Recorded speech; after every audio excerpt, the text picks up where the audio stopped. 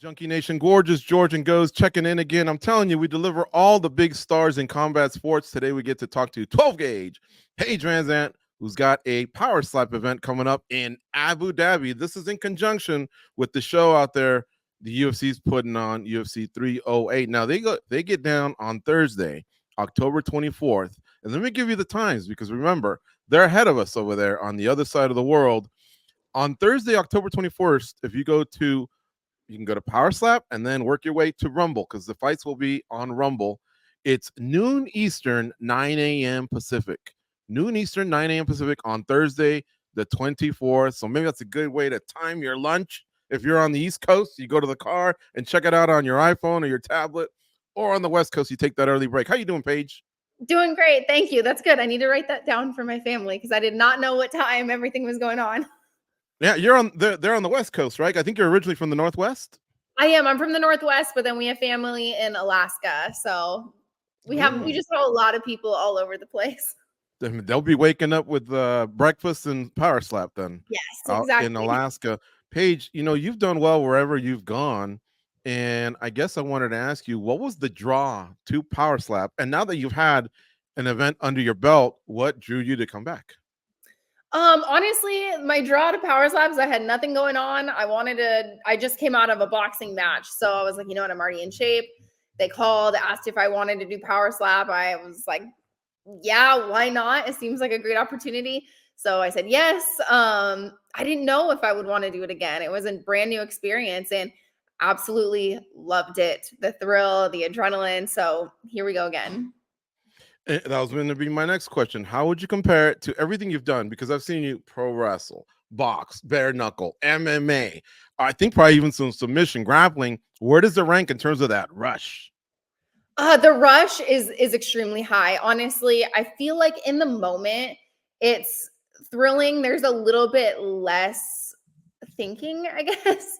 Like going into a boxing match and going into an MMA match, there's strategy. It's much longer. This is just preparation for that one hit and then just bracing to take it. So I would say the excitement afterwards is pretty much the same. But this was absolutely nuts. The audience, the people that go, the draw of the crowd, it is not like going to MMA fight. It is a whole other beast and experience. It's like a true event.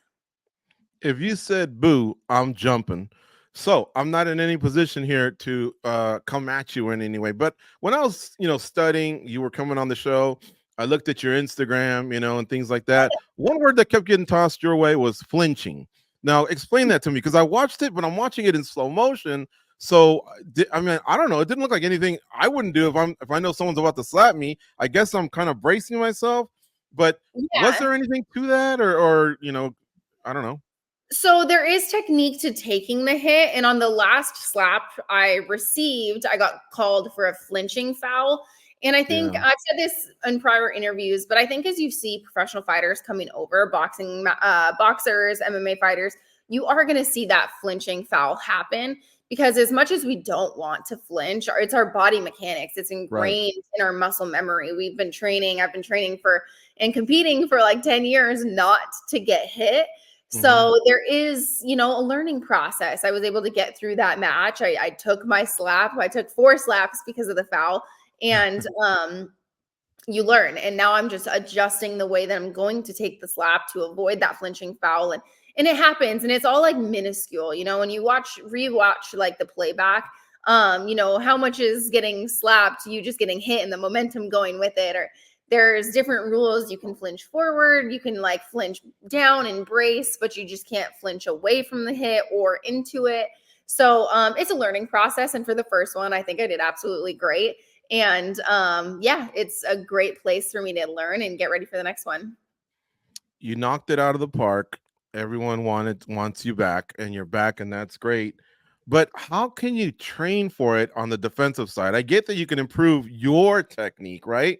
But like how we address flinching right now, and anything else that helps you, either write down the mouthpiece or whatever. Can you train for that, or is there basically, who's just got a good chin? You can train a little bit. Like I let my husband hit me in the face with a pool noodle, just so you practice having something coming at your face extremely quickly, and then just trying to figure out like and plan for how you're going to take it. If it's best for your body to close your eyes, if it's best to keep your eyes completely open, if it's best to follow the slap or follow their hand to like basically try to watch it make impact with your face. Everybody's body and body reactions are going to be different. So just learning what works best for you. Is there one thing about the competition that surprised you the first time around, something that you weren't expecting? Gosh, I wasn't sure how much I would love it, and I absolutely loved it. So that was exciting. I think it's so different than an MMA fight and so different than like a regular like combat sport. In the back, everybody's hanging out at weigh-ins. Everyone's taking pictures with their opponent and talking and chilling. It's an entirely different vibe. So I think that was surprising just to see like how much fun everybody was having. It was not as intense like pre-match where everyone was just kind of like having fun and enjoying the moment. You know, I know in mixed martial arts, it gets talked about a lot with fighters that some fighters overtrain. For this particular competition, is it possible to do that? Because you're actually using probably the same arm over and over. And I imagine, just like pitchers, when they're throwing too many times, you get sore. You have to know when to pull back. Are there little things like that that we don't know about in the sport? I guess you could theoretically overtrain if you're doing 100% impact 100% of the time when you're training to slap, but I don't think that people will do that. I don't know how conducive that would be to continue to throw 100% going into this. And then the other thing that people don't realize is, yeah, when you're watching power slap, you're watching devastating knockouts, of course. You're watching some of these people just absolutely take a hit to the face. But in combat sports, it's the hit that you don't see coming that does the most damage to your brain because you can't brace for impact, you can't prepare. And then also, I'm not taking the head damage every single day in the gym where I'm not getting hit in the head daily. I'm not taking the like hard body fatigue of grappling and wrestling. This is really just learning the technique, trying to do it properly, and getting as strong and athletic as possible. So George is right. Over all the years that we've been interviewing you, it's funny, like it's something new every time. But the one thing that we've noticed about you is it kind of seems like you like that just refreshing of your life, doing something different. And you always have such a positive attitude towards them all. At the end of the day, can you look back, everything you've done, even Dancing with the Stars, all that stuff, have they That's all been right. fun? Like at the Yeah. end of the day, is everything fun for you? Oh, absolutely. And I was just so fortunate enough to have these opportunities. Not a lot of people get to. And my husband's back there. You're fine. He's cutting away right now. So I was just fortunate enough in my career that I was able to do all these opportunities. Not everybody gets to. I know how lucky I am and how blessed I am. So yeah, when a new opportunity comes knocking, it's a new experience. It's something exciting. It's like skydiving. I absolutely loved skydiving. I bungee jump. It's the next thrill and the next, fun opportunity. And I'm lucky enough to call it my job and get paid for it. How many of these would you like to do? Is it per event you sign a new contract, or do you stay with them for a certain amount of power slap events or years? For this one, I believe I'm just on a one fight contract or a one match. Okay. I don't know, but the great thing about something like this is I can compete far more often. This will be my third competition this year, whereas in the past I broke my arm 5 times, so that took me out of combat sports for a very, very long time, having to have surgery and heal injuries. And I think you're going to see these athletes are able to compete more consistently because of, one, the training injuries are far fewer and far between. And then also the injuries are very, very less severe in their recovery time as far as like per match. Officially, because we met you through MMA, are you done with MMA? I think it's been 4 years since MMA and 2 years since bare knuckle. How about those combat sports? We're just curious about that.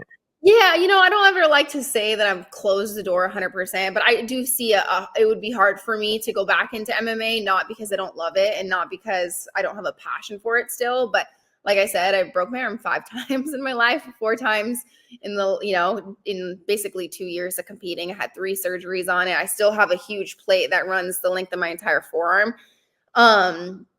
So just going back to that place of risking breaking my arm again, having to have surgery again, getting set back, I can still have the thrill of competing, and I can still get that rush without putting my body at risk. And one, I'm fine if I break my arm, but it's really just like the mental fortitude. I don't know if I can push through that again. It was a really, really rough few years.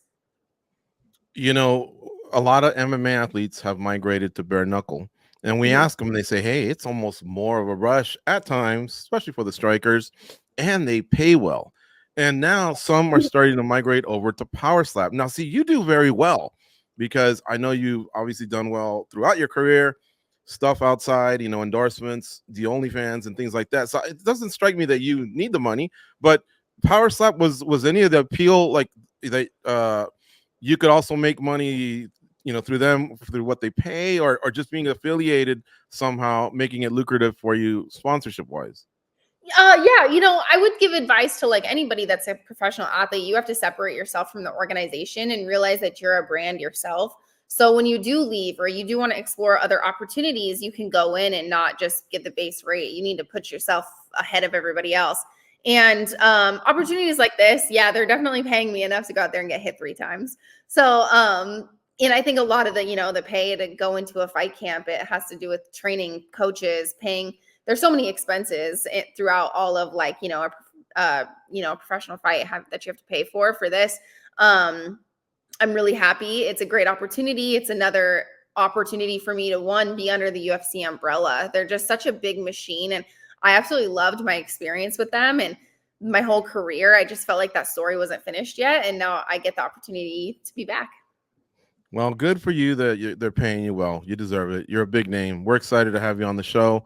Good luck on the 24th. Definitely going to wake up early to watch this one because I'm telling you, you took over the sport. I mean, arguably you're the most popular or maybe Dumpling. I don't know. But it seems like right away you're up there.